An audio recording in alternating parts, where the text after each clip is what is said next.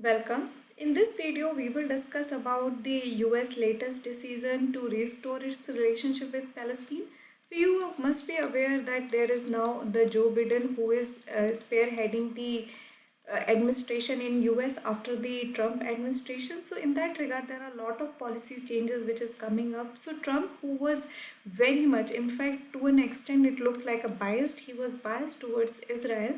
So in that case, he actually shifted his focus away from the Palestine. He was not providing them with the refuse money and all. But Joe Biden has kind of taken a U-turn over here, and he is working towards the restoration of relationship with Palestine. So in that regard, this is the context, the present context. What we have to understand is more along the lines of what is the conflict is all about. So what is the Israel-Palestine conflict is all about? So Israel-Palestine conflict dates back to the end of 19th century, primarily as a conflict over territory. So basically this conflict is again over the area of land. You can understand it from the perspective like how India and Pakistan has a territorial dispute over Kashmir. So this is very much similar that over here also Israel and Palestine have a conflict over the territory. After the 1948 Arab-Israeli War, the Holy Land was divided into three parts: the State of Israel, West Bank of the Jordan River, and the Gaza Strip. So these are the three places after the Arab-Israeli War, how it was segregated.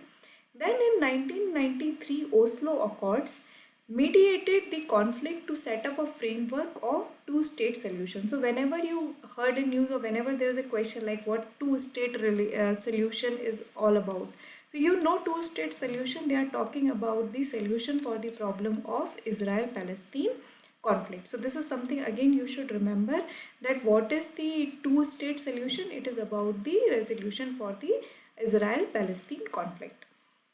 It recognized the Palestinian Authority tasked with limited self-governance of part of the West Bank and the Gaza Strip. So this is what was decided in the Oslo Accord. Again, Oslo Accord is associated with the two-state solution.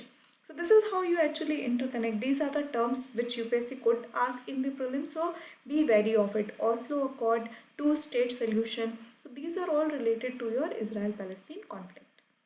Now let's just quickly see the places which we just talked, that how the Arab-Israeli war which happened in 1948 actually divided the land. So you see over here it is Israel, then there is also a Gaza Strip, and you see over here West Bank. So these are the area, these are the three areas, that is how it is divided. So this is where actually the conflict began. There is also a Golan Height which is again a conflicted area. So you have to realize that this Israel-Palestine conflict mostly is related to the territorial occurrence.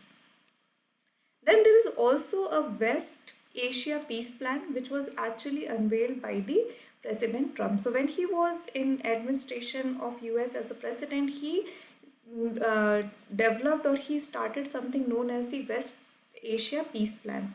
What he talked about, that it plans to revive the stalled two-state talks between the Israelis and the Palestinians. It seeks to give the Israelis an expensive state with Jerusalem as its undivided capital and tight security control over future Palestinian state. Now this is something I have already told you, that the Trump administration was considered very much biased towards the Israel. So that is why if you look at the terms and condition over here, it was more favorable to the Israel under the West Asia peace plan. In fact, he also started to not have the consulate in the Palestine, and there were many action which was taken by the Trump administration during his tenure of 4 years to kind of dilute the relationship with Palestine and more solidify the relationship with Israel. But now when the Biden is now under the office, he is taking care of the office, he has reverted the things, and he is now working towards restoration of relationship between the US and Palestine.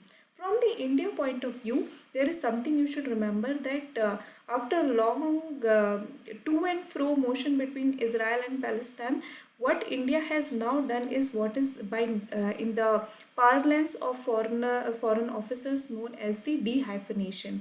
So India has started with the dehyphenation, which means India will not treat Israel and Palestine as a single entity. It will carry on with its foreign relationship with Israel separately and Palestine separately. So this is something you should remember from the India point of view.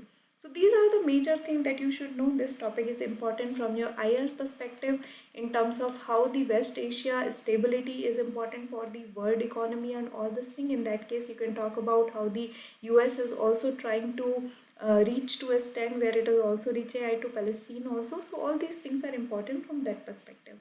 So I hope you have understood this video. If you have any doubt, feel free to drop a comment. Thank you.